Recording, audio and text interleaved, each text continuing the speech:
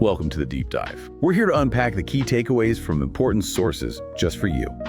Today we're diving into Alaska Air Group's Q2 2025 earnings call. That's ticker ALK. We'll break down their performance, their strategies, and that big goal they have, hitting $10 adjusted EPS by 2027. Let's jump in.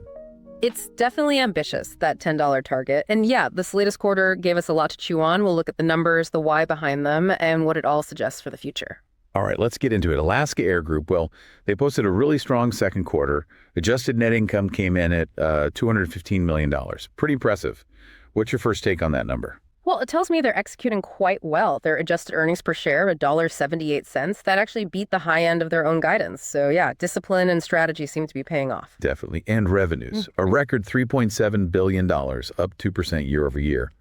But what really caught my eye was the unit revenue performance. They expect to lead the industry here, down less than 1%. Even with what they call, softer demand in the main cabin overall. How are they managing that? That's a great question. It really speaks to their maybe resilience. I mean, sure, the broader market might be a bit soft, but Alaska's finding ways to stand out. That 84% load factor is solid, tells you planes are full, but the unit revenue suggests they're not just slashing fares to fill them, they're getting good value per seat. Okay, so let's dig deeper then. Beyond the headlines, looking at the revenue mix, premium was a real highlight, wasn't it? Absolutely. Premium revenue's up 5% year over year overall. And get this, the Hawaiian assets they acquired, their premium revenue jumped almost 19%. Wow, 19%. That's huge. It is. And it shows how they're shifting the mix. Premium seat share is up a point, 26 to 27%, but it now drives 35% of their total revenue. That's the important part. 35%. So it's not just growth, it's profitable growth, right? Exactly. In this industry, capturing those higher value flyers is, well, it's a game changer for margins. Makes sense. And it's not just seats. The loyalty program, still a beast. Oh, yeah. Still a powerhouse. $558 million in cash from their co-brand cards. $558 million. Uh-huh. That's up 5% year over year. And the number of active cards grew 10%. Plus, Mileage Plan named Best Program again. Yeah. 11 years running. What does that consistency tell you? It tells you a lot about customer loyalty, maybe even a competitive moat. I mean, airlines can feel like commodities, right? But an 11-year streak, that's not just perks. It suggests they built a real connection. Customers stick with them, maybe lets them charge a bit more, or ride out weak demand better. It's a strategic asset. Yeah, a definite differentiator. And speaking of diversifying, cargo took off too. It really did, up 34% year over year. That's a big jump. Helped by those Amazon freighters, I assume. Definitely. Integrating the last 2 of their 10 A330s for Amazon was key. And also that new Seattle-Tokyo Narita route, it's boosting international cargo capabilities significantly. They're already beating their initial volume targets there, so, another potential profit engine. Okay, let's pivot to the balance sheet. They ended Q2 with $3 billion in liquidity. Seems pretty solid. Very solid. And they're paying down debt too. $80 million in Q2, another $150 million planned for Q3. So they're clearly focused on strengthening the financials. Yeah, the metrics look good. Net leverage at 2.4 times, debt to capital at 60%. But what's really shouting confidence is the share buybacks. Right, $428 million just in Q2. Exactly. Brings the year-to-date total to $535 million. Which is more than double what they initially planned. More than double. It's like management is practically yelling that they think the stock's cheap. A very strong signal. It certainly is. Okay, so strong numbers, strong signals. But let's talk operations. How are they making it happen? And, let's have some real talk. That IT outage earlier in the week. Right, the elephant in the room. Management owned it, apologized. It's going to cost them about 10 cents on Q3 EPS. What's the takeaway there? Well, look, nobody likes disruptions. But the quick acknowledgement and apology, that's important for trust. It shows transparency. The key now is making sure it doesn't happen again, obviously, and rebuilding that confidence quickly. Absolutely. And despite that hiccup, they're really pushing the Alaska Accelerate plan, saying it's working, even ahead of schedule in some areas. Yeah, that's their big strategic initiative. What exactly is it, and why is it so critical for that $10 EPS goal? It's basically the roadmap to unlocking $1 billion in extra profit over the next 2 years. It touches everything: network, costs, premium experience, loyalty, you name it. The fact that they say it's tracking well, even ahead of schedule, that suggests they've got strong execution internally. which you need for a target that ambitious. $1 billion. Okay. And we're seeing proof points like the Hawaiian integration. Definitely. Hawaiian assets turned their first profit since 2019, just 10 months after the deal closed. 10 months is incredibly fast for a turnaround like that. How'd they do it? Well, it seems to be a mix. Better network connections, using that joint branding effectively, and just disciplined operations. Those neighbor island routes showing double-digit margin improvements, that's huge. Plus, they're on track for the single operating certificate and reservation system by October. That'll unlock even more savings. It really validates the merger strategy, I think. Seems like it. And they're not just integrating, they're expanding. That international gateway plan. Yeah, that's a big shift. The Seattle-Tokyo route, launched in May, already over 80% load factor in June.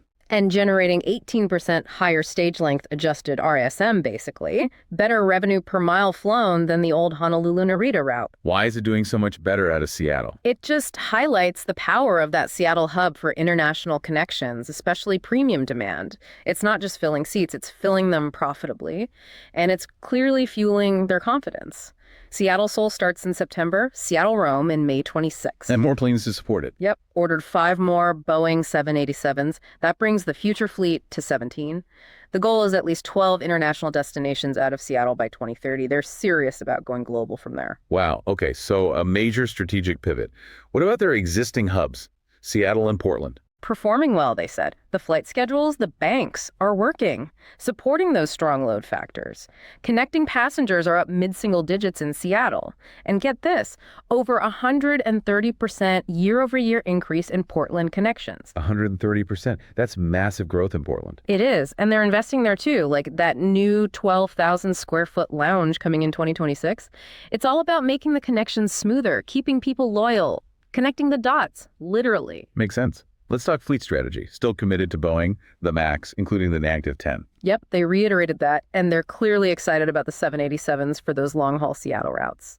The plan is also about simplification, retiring older 900s than the 700s. What's the end game with simplification? Just newer planes? It's more than that. Fewer fleet types mean more efficiency, lower maintenance costs, easier crew scheduling. They expect a much simpler fleet in about 5 years. That makes them more agile, more cost-effective long-term. Got it. And technology. They mentioned AI. Yeah, but interestingly, their focus isn't like robot pilots or anything flashy. Right. They specifically said not in the cockpit. Exactly. It's focused on safety and operations, things like flight planning, which they've apparently been working on since 2018 or 2019, and improving the guest experience call centers, lobbies, the app. So a pragmatic approach? Very pragmatic. Using tech for tangible benefits right now, rather than chasing hype. Making things safer and smoother. Seems smart. Okay, looking ahead, guidance. They're expecting at least $3.25 in adjusted EPS for the full year 2025. Right. That's the next marker on the path to that $10 goal by 2027, which they seem incredibly confident about hitting.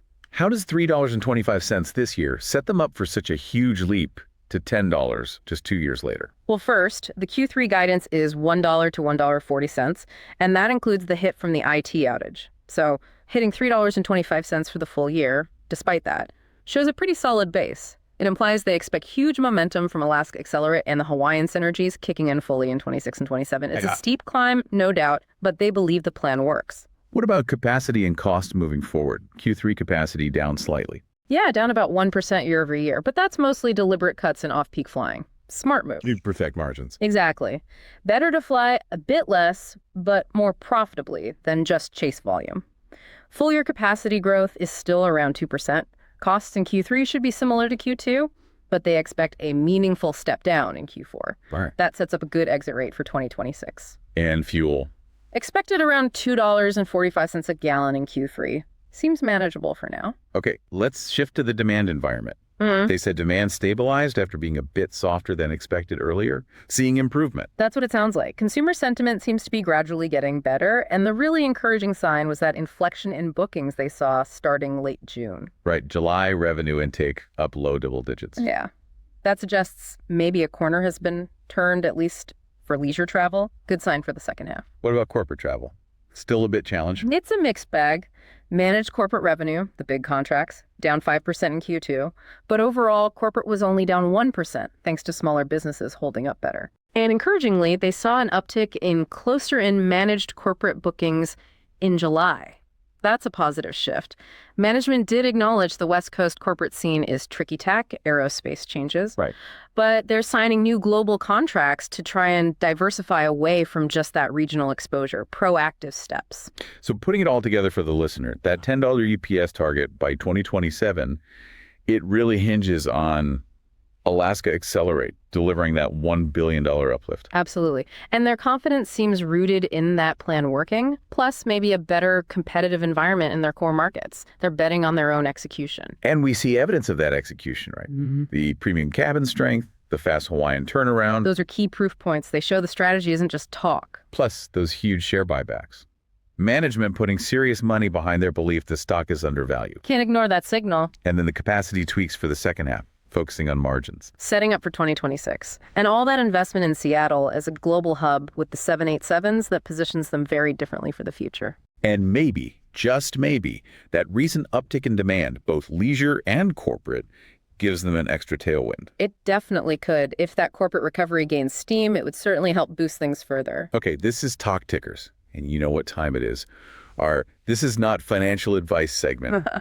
Given everything we've heard, management's confidence in $10 EPS by 27, the buybacks, the feeling the stock's undervalued, an idea emerges. A conviction play, perhaps, for those who really buy into the long-term story. Exactly. One thought could be using long-dated, out-of-the-money call options. So targeting, say, the January 2027 expiry on ALK calls? Right. The idea is if they actually get close to that $10 EPS, the stock could move significantly higher. And those calls, bought relatively cheaply now, could offer outsized returns, high risk, high potential reward, naturally. Naturally. And maybe, just maybe, to layer something on top, you could look at near-term volatility. How so? Maybe a put credit spread for Q4 2025, sell a higher strike put, buy a lower strike one, collect some premium. So you're betting the stock stays above a certain level through year-end, capturing some yield while you wait for the longer-term story. Kind of captures that near-term positive momentum they mentioned, the synergy buildup, while keeping the bullish long view.